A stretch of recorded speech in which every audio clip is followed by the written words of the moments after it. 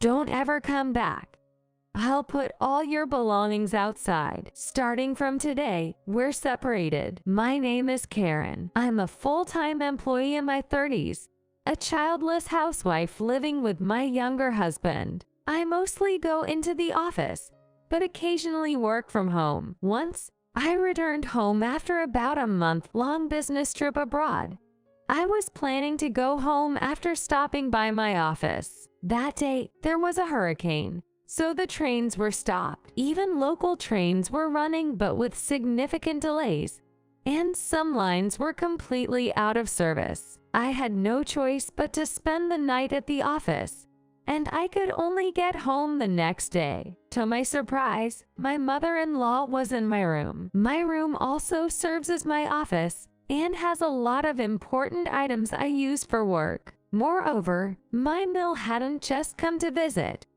She had been living at our place for about 2 weeks. As if that wasn't enough to understand, all of my personal belongings had been put outside. Work computers, peripherals, important documents, a case with my checkbook and signature stamp, expensive jewelry, and even clothes were all out. Seeing the front of my house scattered with my stuff, I was stunned. I was just visiting my son's house.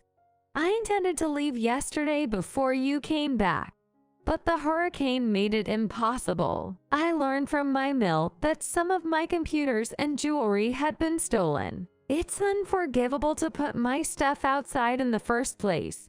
Not to mention she should have known things could get stolen. I can't comprehend how she could put my belongings outside without understanding such a basic concept. I never thought things would get stolen. I just put them out because they were in my way. I called the police right away, but having officers gathered in front of my house was embarrassing, and the neighbors' stares were painful. In shock and panic, I called my husband immediately. My mom says she's lonely since my dad left. I couldn't just ignore her crying every day. Didn't your dad leave because he got fed up with her? Besides, I asked you many times on chat how things were at home while I was on my business trip. Why didn't you tell me your mom was staying? Well, I thought you'd get mad, so I couldn't tell you. First of all, don't turn my office into your mom's room without asking me. I gave my confused husband an earful. How can you think it's okay for a woman past 60 to live alone? Don't you feel sorry for her?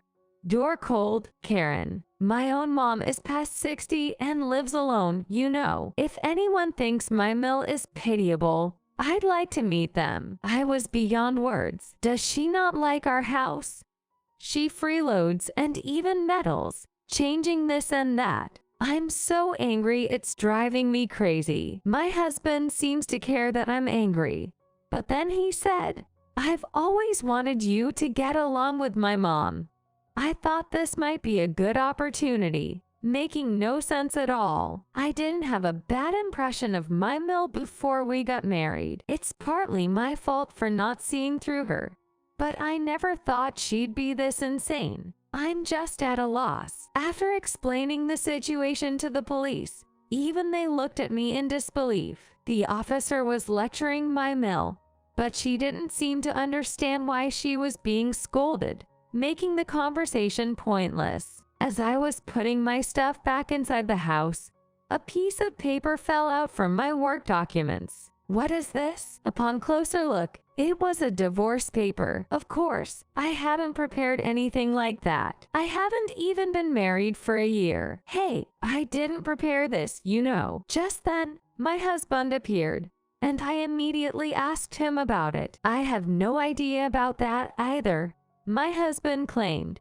refusing to admit anything. While arguing with my unyielding husband, my mother-in-law spoke up. I'm the one who prepared it. If I slip it into Karen's belongings, it will look like Karen was the one who prepared it, won't it? What? Turns out, my mill had snuck into our house while I was away on a business trip. She'd removed my luggage from the entryway under the guise of making space, and secretly planted divorce papers in there, making it appear as though I'd been considering divorce all along. I can't even think straight anymore. I felt all the energy drain from my body and collapsed onto the floor, but it didn't work out as smoothly as I'd hoped. You came home a little earlier than expected, and I certainly didn't expect someone to steal Karen's stuff, she added. Despite the fact that this led to the police being called, my mill showed no remorse. For my part, I told my workplace about the situation and checked into a nearby hotel to find some physical and mental space. While explaining the circumstances to my colleagues, I broke down in tears, feeling both embarrassed and pathetic. I was already exhausted from my trip, and there were many things that needed doing at home. But now I have no energy left for anything. I really wanted to kick my mill out, but it was late, and the last train had already passed.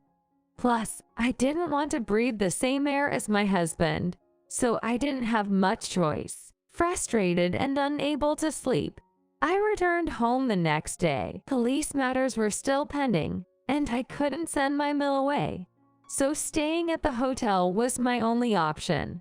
This aggravated me further. Staying in a hotel for an extended period is going to cost quite a bit. You know, when I brought up the hotel expenses to my mill, she retorted, "Huh? What are you talking about? Isn't the thief the one at fault here? Why do I have to pay for Karen's hotel stay?"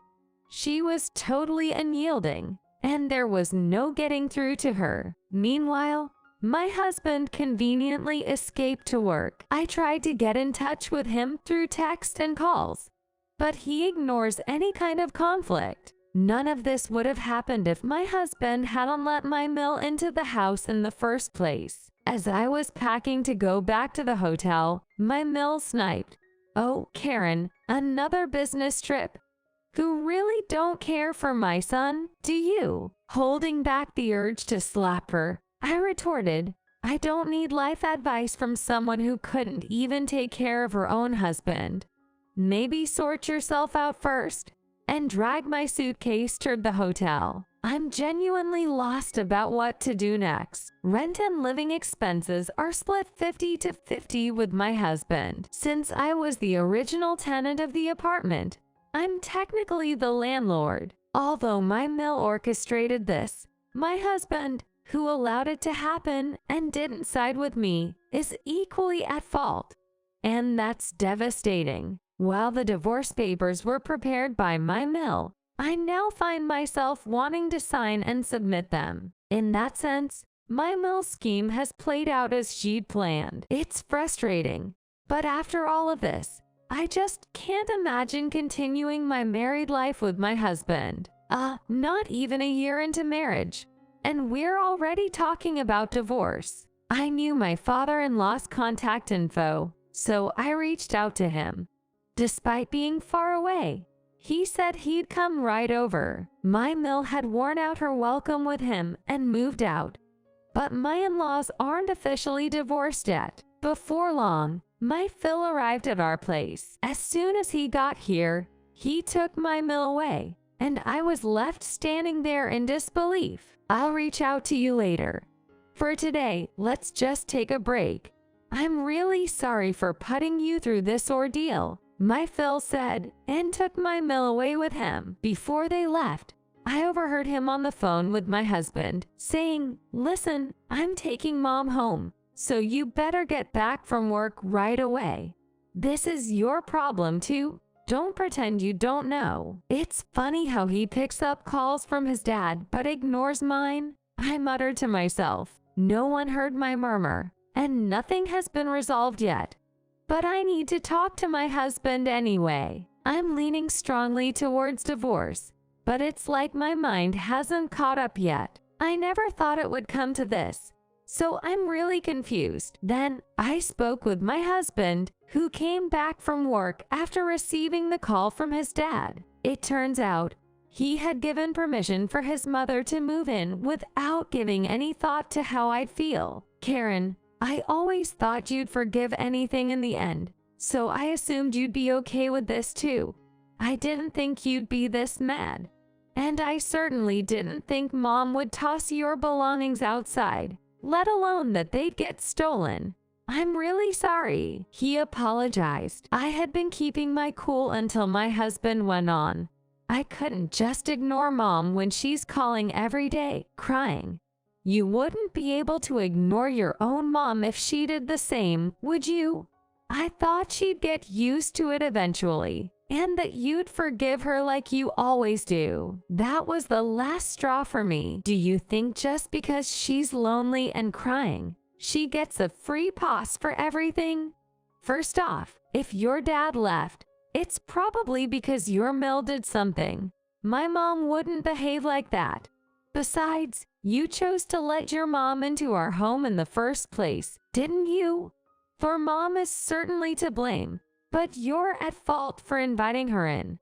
Stop putting all the blame on her." My husband was taken aback by the force of my words. Sure, I've usually accepted what my husband says and tried to be forgiving. Yes, I thought marital life was important, so I prioritized it. Sure, I've been guilty of coddling my husband because he's younger, but that's a separate issue. How many wives do you think would be okay with your mother just camping out in our home uninvited? If you really want to live with your mom, then go ahead and divorce me. You can live with her yourself. I said that and started to head to my room. No, I don't want that. I'm really sorry. My husband was panicking. At this point, I'm too drained to even talk about it. First, we need to pack up my Mill's belongings and return them. My Phil did come back briefly, but left without resolving anything, saying he was tired. He mentioned something about possibly returning again. I don't think my husband truly understands why I'm upset. We had another discussion. Do you know why I'm this angry?